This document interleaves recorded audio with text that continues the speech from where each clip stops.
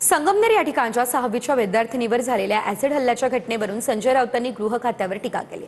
राऊतांनी मुख्यमंत्री फडणवीसांवर निशाणाही साधला। तर देवेंद्र फडणवीस सक्षम गृहमंत्री ते घरात बसून फेसबुक लाईव्ह करत नाही असं प्रत्युत्तर भाजपचे प्रवक्ते नवनाथ बन यांनी संजय राऊतांना दिलं। बघूयात। आंधळे झाले आहेत भ्रष्टाचाराने आणि पैशाने।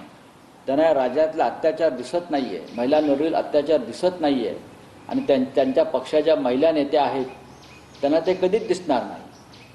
एका मुलीवरती जर ॲसिड फेकलेला आहे याचा अर्थ आणि अशा घटना या राज्यात वारंवार घडत असतील तर देवेंद्र फडणवीस तुम्ही गृहमंत्री म्हणून अपयशी आहात हे वारंवार आम्ही सांगतो आहोत। तुम्हाला थोडी जरी तुमचा आत्मा जिवंत असेल तर तुम्ही गृह खात्याचा त्याग केला पाहिजे।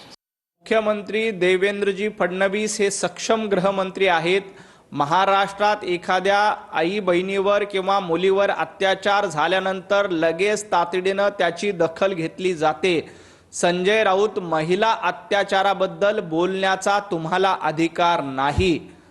आमच्या पाटकर नावाच्या भगिनीबद्दल तुम्ही काय काय अपशब्द वापरले होते हे पाटकर फाईल्समध्ये महाराष्ट्राने बघितलंय। तुमची कॉलर धरण्यापर्यंतची मजल त्या भगिनीची का गेली होती? त्या महिलेला तुम्ही तुरुंगामध्ये टाकलं होतं।